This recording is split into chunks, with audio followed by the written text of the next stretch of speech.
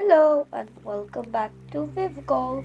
Today I am taking on the Faldo course at Emirates Golf Club, which is the oldest golf club in the Hole 1 UAE. and I have a bit of a history and not the good kind. This is one of my double bogey holes and somehow always manage to get into trouble here. So let's hope that my drive is safe. It is a slight dogleg left with a big waste area before the green that seems to have my name written on it. Honestly, at this point I should just aim for it and save time. And as expected, I do hit it right into the waist. So for my third shot, I do execute it perfectly, but it gets a unlucky kick left, but I'm still on the green. The greens at Faldo are some of the slowest in Dubai, which always takes a bit of getting used to.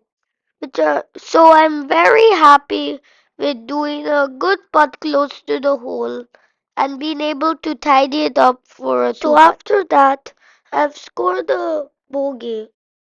Hole 2 is the par 3, but not one of those nice friendly ones. First you have to clear a waste area and then the greens guarded by bunkers front and right. I hit a good shot, but I'm left just short of the green.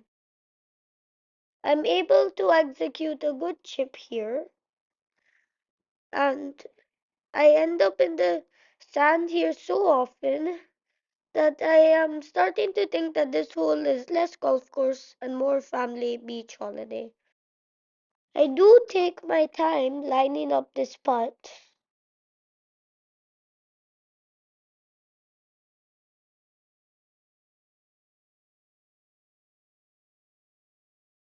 but I just miss and I'll tidy it up for a bogey. The front nine at Faldo is tough because water keeps up showing up everywhere, and hole three is where you really start to notice that. My driver swing was good, but it didn't go enough distance. Because right now I'm hitting my driver about 160 to 170. So getting home in regulation is still a big ask, even from the red tees.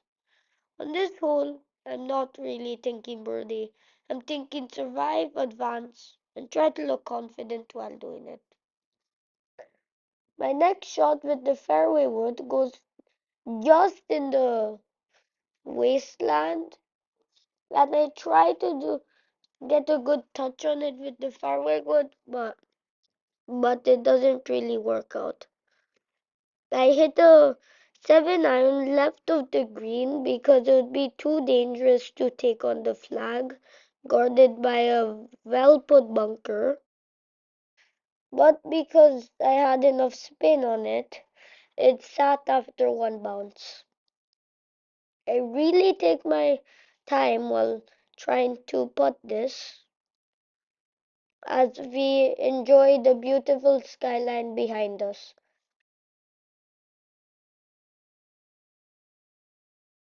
It's a good roll, but just misses right of the hole, and I'll be able to tidy up for a 7. Hole 4 is another proper test. The dogleg is left. The landing area is very narrow, and if you miss right, you're in the water. Miss left, and you're in the sand.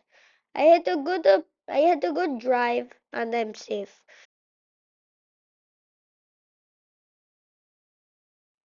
My approach shot was not hit very well, but it did hook, so I'm fine.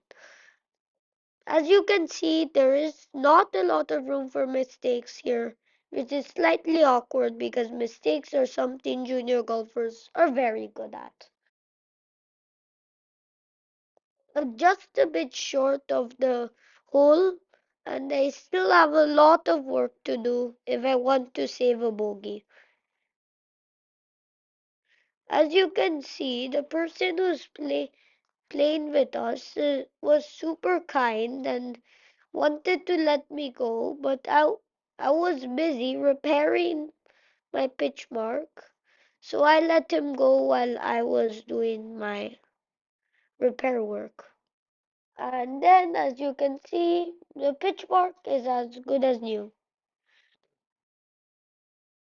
I line it up with a confidence line, put it with a confident stroke, and it just misses the hole. And I'm able to tap it in for a nice bogey. As I wanted, a bogey is 1 over on a hole which I should be averaging every hole to get my handicap down. Hole 5 is another long par 5, and this one can get scary really quickly. Water does come into play on the second shot, and then again on the approach to a really narrow green.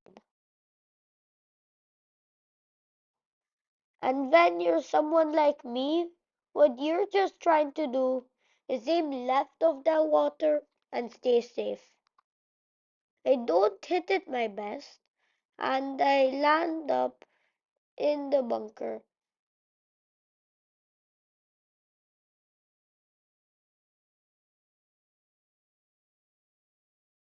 I hit a good chip on, but it just rolled a little bit past.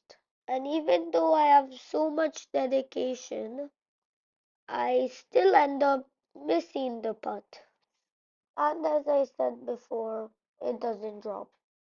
Hole 6 is another slight dogleg, and for once, my lack of distance is actually a bit of an advantage. I usually lay up short of the bunkers that guard the fairway, which keeps me out of trouble off the tee. The downside is that I'm basically playing this hole as a par 5 because getting to the green in 2 is not really happening for me. And that is only if I had 3 good shots in a row, which has and I do a good stroke, but it lands just short and spins back into the lower tier of this green.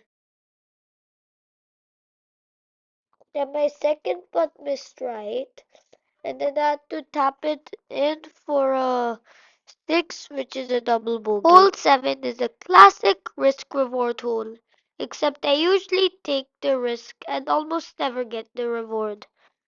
As you can see, I hit it onto the left hand side, and my fairway wood after doesn't go anywhere. I hope you can see the water from here. I still am left with a hard iron shot, which I am able to successfully hit. What do you think? Do you think I will make this knee knocker? Do a 2 putt? Or maybe one of the dreaded 3 putts? Put your answers in the comment below. Because I'm about to hit my shot. And I'm pleased to announce that whoever said 1 putt is correct. Woohoo! Congratulations, 1 putt. Hole 8 is one of the easier par 3s on the course, which sounds nice.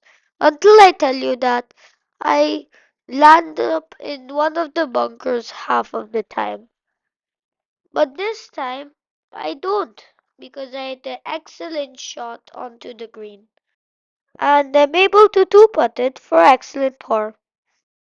Hole 9 is one of the easier holes on the course, but I have a little secret challenge here. I like to aim for the cart path on the left and hope for a lucky bounce that sends my ball further than my driver normally can. Sadly, this time I didn't hit it, so I have to go over the water. Normally, if I would hit the cart path, it takes the water out of play and gives me an easier approach.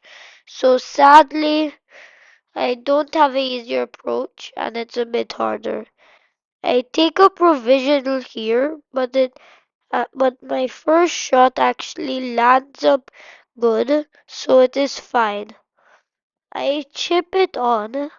I do hit a good putt, which leaves me in tap in distance, so I'm able to just tap it in for a bogey.